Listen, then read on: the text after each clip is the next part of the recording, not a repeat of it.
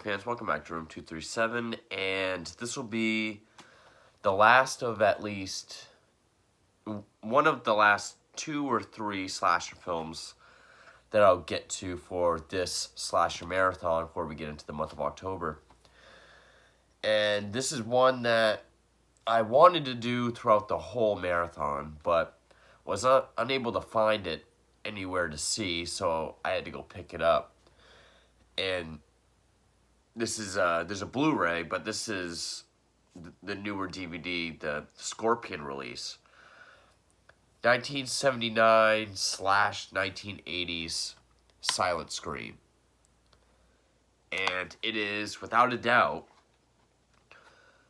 one of the best slasher films I've seen, certainly of this marathon, maybe ever. I mean, it's a very low body count slasher, but as a movie, it's very effective, well acted, well shot, and I really enjoyed this. It was directed by Denny Harris, who I think passed away recently. This release is dedicated to him posthumously. Can't even click on his name. Okay. It was written by the Wheat brothers, Ken and Jim, who also wrote Elm St. 4, Fly 2, After Midnight, Pitch Black.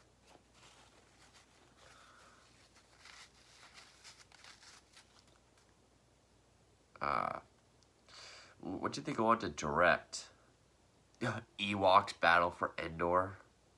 They directed After Midnight. Wrote Birds 2. Wrote Stepford Husbands. Okay. And has a really awesome cast. Barbara Steele, who, of course, is great. One of my favorite female horror icons, especially in Italian films. She worked with Bava several times, as did Cameron Mitchell, who was in this. I mean, Mitchell, he was in Blood and Black Lace by Bava. Also the non-horror films Eric the Conqueror and Knives of the Avenger. Also the horror films Slaughter, Haunts, Toolbox Murders, Night Train to Terror, From Whisper to Scream, and Space Mutiny, which would go on to be an episode of MSTK 3000. Barbara Steele, I have a handful of other movies that she was in. Like, she was in Black Sunday, which is my favorite film that she was in. The Pendulum, Castle of Blood, Nightmare Castle, Terror Creatures from the Grave, She Beast, Shivers, which I'll be getting to, Piranha, and she's actually going to be in the Castlevania television series. So she's still doing stuff. That's awesome. And there's an appearance by Yvonne DiCarlo, who was in a lot of movies in the 40s and 50s, but I think most people recognize her as Lily Munster. So that's really cool. So you have a really great cast. Of course, the star of the film is Rebecca Balding, who would go on to be in The Boogans, mostly TV. Lots of TV. And alongside Cameron Mitchell, you have Avery Schrieber, who I know worked with Mel Brooks a couple times. And then along with Rebecca Balding, there's Steve Doubet, Brad Reardon, John Widelock, Juli Andelman. And the the whole story of the film is it takes place in this boarding house, which it opens up in slow motion, sort of out of focus, going through this house that's messed up. There's blood on the floor. And we see these two detectives kind of coming into a room, and we can make out there's a body on the floor. Excuse me. Kind of reminds me of like the ending to Taxi Driver. And this is not shot like a slasher film. Like this doesn't. I guess this was made for. I'm not sure what the budget was. It says it made $7.9 million at the box office, but was one of the most financially successful independent horror films. But being a Scorpion release, it has some good features. One of which is Scream of Success, 30 years later interview with the Wheat Brothers and Rebecca Balding. And they said they only had a crew of like 15 people and no money, no trailers. You would not guess it with this. This should have been like a Nightmares of the Damaged Brain or Home Sweet Home type slasher film. But the cinematography is actually really good in it.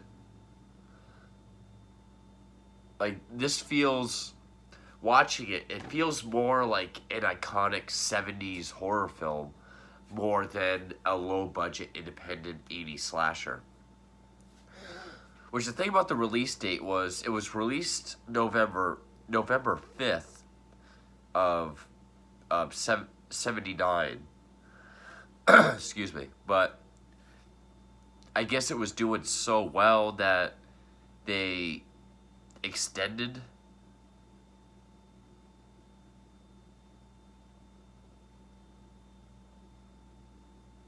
it was released regionally in November. And then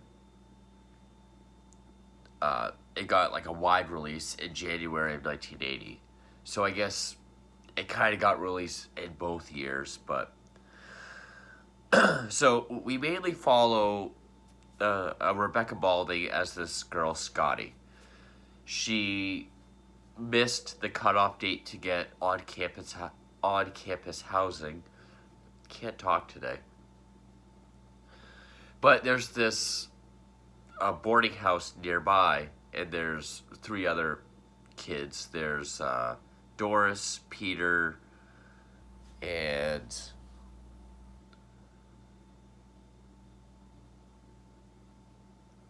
Jack. Wow. And one of the guys that actually lives at the end, and I forgot his name. But it's run by this woman, Mrs. Engels, and her son Mason.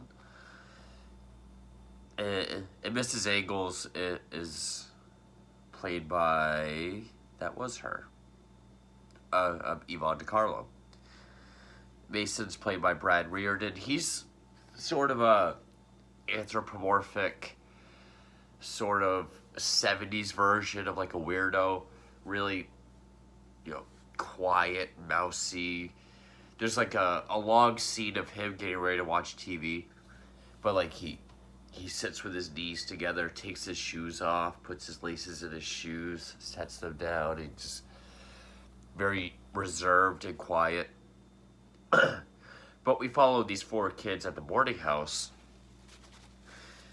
and we get the idea that within the air ducts and walls of this house, they have someone stashed away, and they're living within the walls.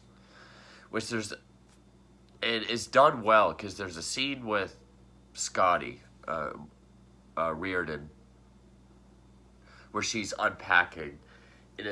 It's an old Victorian house, so the vent, it's one of those grates in the wall with like the weird floral designs. The camera zooms in, and you just see like, my favorite thing about Barbara Steele is her eyes. Like, she just has these like soul penetrating, like death glare eyes. And you get like the shadow of the grate on her face as she's just like watching her through the grate. But the four kids become friends, and we do get this one scene, this nice tracking shot through this dusty, cobwebby, within the walls hallway, the secret passageway. Tons of cobwebs. The music, I want to see who the music was done by. Because it had a... Roger Kellaway did the music. And we see like this wall panel. It's like the boards with the plaster. We see like some Barbara Steele like cutting through the plaster and like punches through it. I'm guessing to get out of her actual room. I guess she does have a room that she stays in. But by getting out through there, she walks, through the house within the walls, and that's how we get that scene with the grate. Peter and Doris, one night, they get drunk. They go down to the beach. He makes some sort of advance towards her. Which, this is going to be a fun review because this is going to be an exercise to me trying to censor myself because of YouTube now. But, so she leaves him on the beach. He passes out. And when he wakes up, he's stabbed a bunch of times. So he's found by these two detectives, one of which is actually a lieutenant and a sergeant. Cameron Mitchell is the lieutenant. Avery Schrieber is the sergeant. They get tasked with solving Peter's murder. And Schrieber is kind of the wise-talking detective that you see in these kind of movies. I do like the line where Cameron Mitchell says, do you know what kind of knife he used? And he's like, a big, sharp one. It's just the way he says it I thought was funny. And so now the other three kids are on edge. There is this one scene, I guess it's just to show that Mason has problems. He's laying in bed, and he's watching this movie where there is an assault. And it was made for this movie, because in the credits it says TV, R-word, victim, and then TV, R-word, ist. So he's seeing this assault, but he's watching it the way a kid would watch a cartoon. Like, he's all... So, we get the idea. He's kind of messed up. Doris is down in the cellar doing laundry. Tells Scotty that, she wants to move out. Because it's weird that Peter was killed just outside, basically. Because this Victorian house is right on the beach line. And then that's when we see, this woman come out of the wall, stabs her a bunch of times in the chest and head. It's not a very bloody movie, but it is more stylized. It's not like other slasher films that I've done where I said there's no blood or no effects, where there just isn't. But it is more stylized. Like, you do see, like, a hand with the knife sort of coming down with the sound effects. A little bit of blood. And eventually Scotty goes down to check her laundry. Sees blood, no Doris. Sees the hole in the wall to that passage. Decides to go check it out. And then, of course, she's taken by Barbara Steele.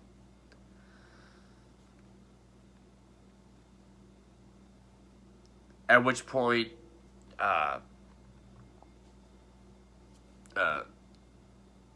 Sergeant Lieutenant,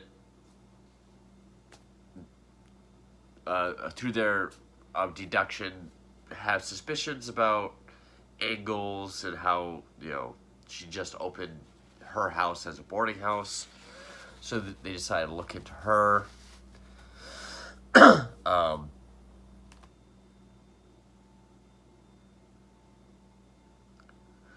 but when Scotty is taken by Barbara Steele, it alarms uh, Angles and Mason because, of course, they know she's there. We're supposed to get the idea she's like the sister, I guess, of Mason.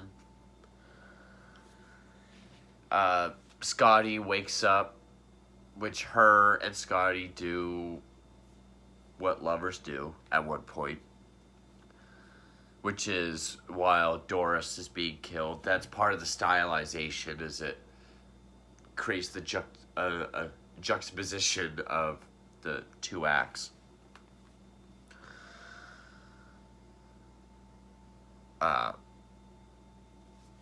So Scotty is tied up in what looks like this closet of this room. Mason is there, Mrs. Angles is there, Victoria, which is Steele's name, reveals to Mason that Victoria is actually his mother, not Angles herself. And she is his grandmother. So, okay, they gave him Ted Bundy's origin, because that's what Ted Bundy's family did. They told him his mother was his sister, his grandmother was his mother, who she gave birth to him a few days after a suicide attempt, had violent tendencies. She had a botched lobotomy at the psychiatric hospital, which left her mute and homicidal. So they just closed her up in the secret room and, raised Mason around this lie about his relationships. This causes Mason to pretty much snap because he asked about his father. He was like, oh, your father was actually your grandfather. He died before you were born. So he has a mental breakdown. He goes up to a closet that has his father's a military uniform. He puts it on. He wants to go kill everybody, essentially. Jack is actually walking around the house looking for Scotty. At this time, Sergeant and Lieutenant they come across Victoria's file, and they're like, oh my god, it's her.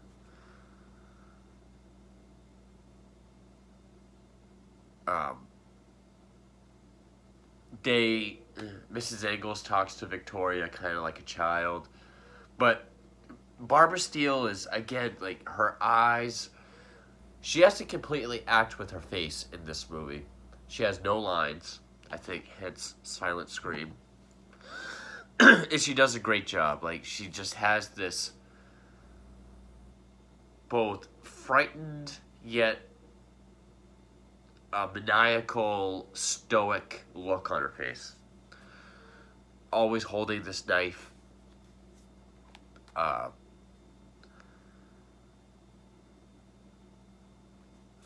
Mason comes down with a gun and shoots Angles, which kills her.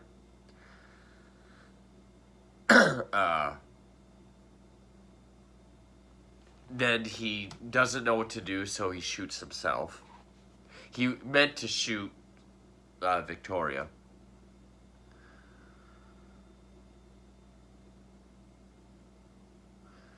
And then Scotty manages to free herself. She's being chased by Barbara Steele. And I thought this shot looked really cool, but I didn't really think about it until I watched the Scream of Success 30 years later.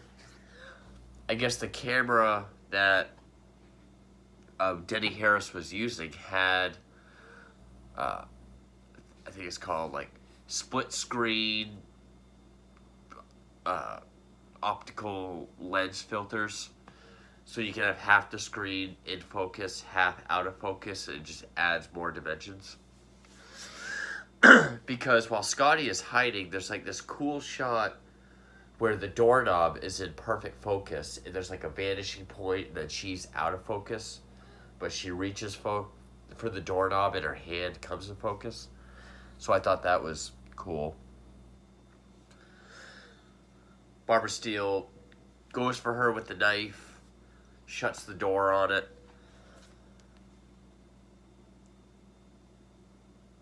And I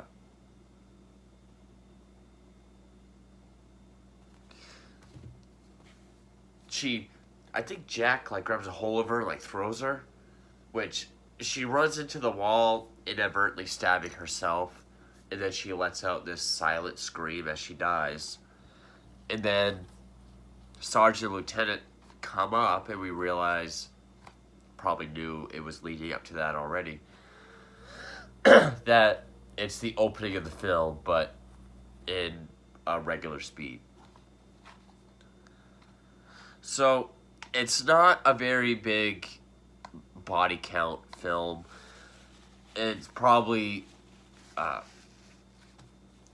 the bare minimum of what's needed to be a slasher film. But like I said, for the budget and the crew, it doesn't feel like the Home Sweet Home, very low budget, or like iced kind of slasher film. It feels, again, it could also be because it's remastered, but very well shot, very well acted. I like the story of it's this messed up family that has the homicidal member hidden in the wall. I mean, this was the year of Ted Bundy's trial. So, 79, yeah. But I can't think of another slasher film where it takes place in a boarding house with college students. And anything with Barbara Steele is going to be great, or at least her part is going to. But also with Yvonne DiCarlo and Cameron Mitchell, that's obviously a treat. I guess this was almost a completely different movie, because in 77 they had already shot this movie with different actors, and then they didn't think it was very believable, so they rewrote the script, brought in all new actors, reshot the movie, and only like 15% of the original film is intact in this.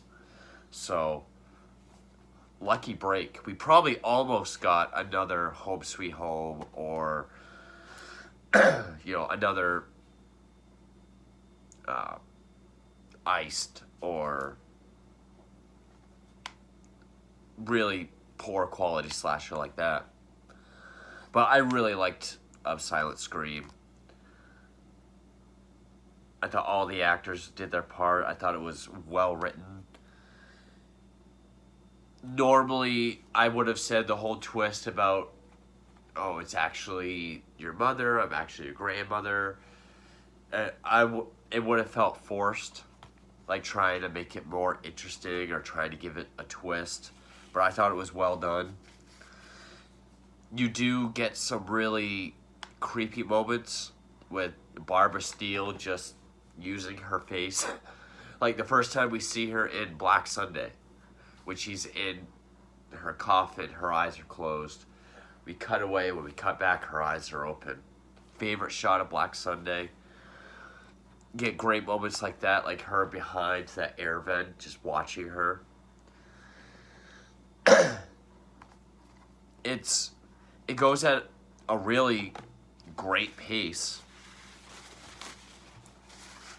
Sorry. 87 minutes, but it goes by like that. And I just found this very enjoyable. And maybe it's remastered, I don't know, but just something about it makes it feel more like a major 70s horror flick than it does a low budget slasher film. which for the budget and crew that they had is, I think, a testament to both the actors, the director, Denny Harris, and the writers and producers, Jim and Ken Wheat. But yeah, Silent Scream. Of this marathon, definitely one of my favorites. This was a really great surprise. But yeah.